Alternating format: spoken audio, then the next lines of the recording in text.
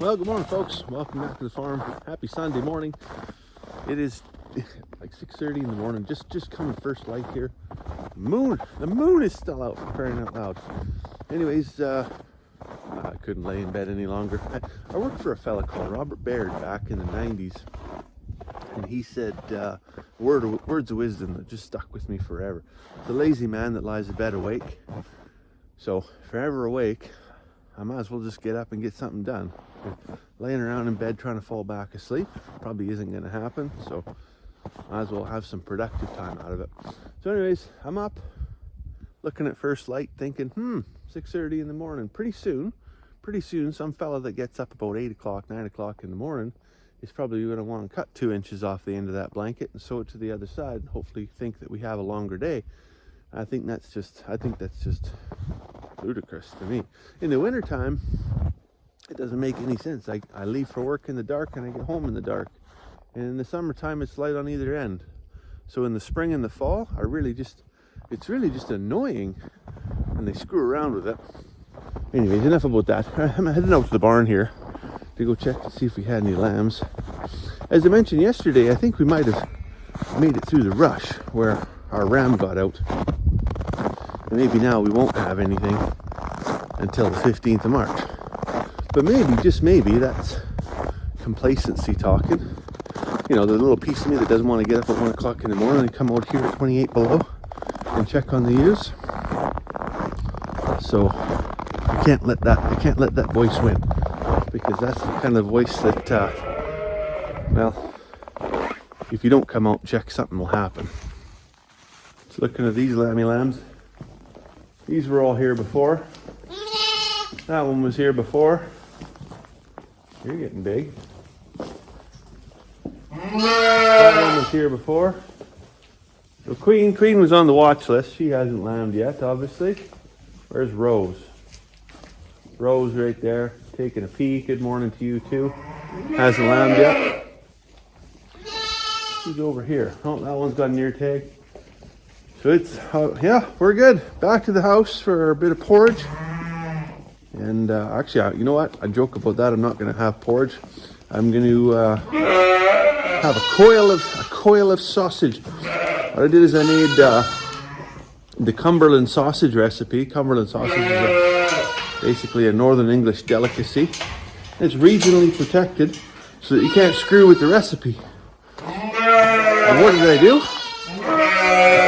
Yeah, you're right, girls. I screwed with the recipe. Not the actual, seasoning or anything like that, but all those years living in the UK, I never once saw a pig in Cumbria. Never once.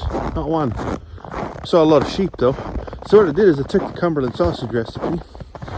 Instead of putting all pork in there, I put about 50% lamb. And then I added all the seasoning.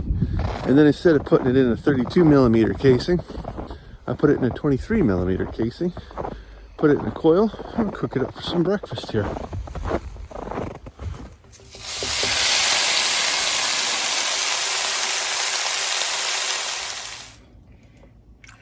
Spot of milk in the tea.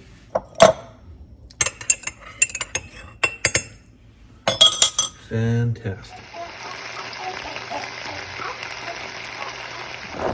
Well, we had a bit of breakfast there, as you've seen. Got our woolies back on. I got a bucket full of old hot dog buns we're going to give to the chickens. I shut them up there yesterday because it was so doggone cold and the wind was blowing out of the north. The wind really doesn't blow out of the northeast so much. But when it does, that's kind of where the hatch is on that chicken house. And so we put it on that side because it is such a rarity for the wind to come out of that direction. And we rely kind of on the second chicken house there to act as a bit of a windbreak, and maybe even the shops out. But there's the odd, you get that unicorn wind that comes every once in a while and blows into the chicken house. So I shut the hatch out there yesterday. So I'll fetch them up some scraps here, just to let them know they're still loved.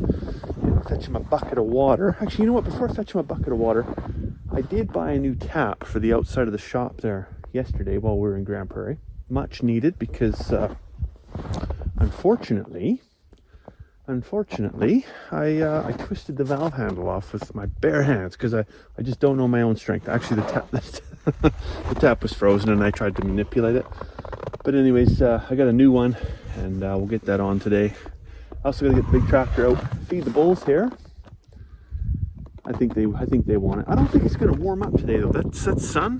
Can you? Yeah, you can just kind of see it there, peeking through the clouds. Not really getting through the clouds. I don't think it's going to warm up much today. Maybe about -18. I'm ready for spring. Honestly, I am. Let it rain. We need the precipitation, but it can rain. I'd be cool with that. Get rid of this white stuff. Get rid of this cold weather. It's for the birds. Well, not even them really. They'll go south. All right, we got 1 horse, 1 donkey, 3 bulls, and a puppy dog, all having a smorgasbord. Look like beef flavored mini wheats out here with that skip of snow we got last night.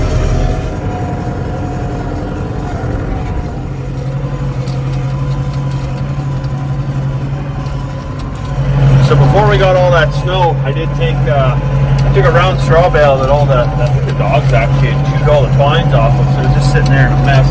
I grabbed it with a grapple, and I threw it in here with the sheep, but I never spread it around because, well, I had time to get it into the pen with the tractor, but I knew we were going to get 6 inches of snow that night, so I didn't spread it around a whole bunch. I thought, you know what, sheep go for it, great, they can actually spread it around. Turns out they wanted nothing to do with spreading it around. So it's sitting there in a big heap and being underutilized. We go in there now with the grapple, grab a hold of it, spread it around a little bit, get him a bed ground made up. So the wife just came home from watching the kids play hockey, and she said, "Have you seen Ben today?" And I said, "Oh no, not really. I don't, hadn't really seen him when I was out doing chores, or never noticed." I thought maybe she was going to say he was missing or something like that. Anyway, she's like, "No, like the whole side of his face is all bloody." So I come and check him out. Of course, he's not that kind of dog that you can just walk up to him, but you can see I had to give him a bit of food there just to kind of keep him in one spot. But yeah, like the whole one side of his ear and everything's all bloody, so you're fine, buddy. You're fine. So I don't know if he got in a tangle with some coyotes or what. Probably doing his job. But that's the thing with these dogs is when they fight, they fight to bleed. They don't bark and just make noise. They actually go to work. So, but it looks, whatever it is, it looks like it's superficial. So we'll leave him be and check on him here later today. But he's not dripping or leaking anywhere, so it's just whatever, a little bit in his fur. So that's why I'm thinking maybe he got in a bit of a tangle and obviously come out on top.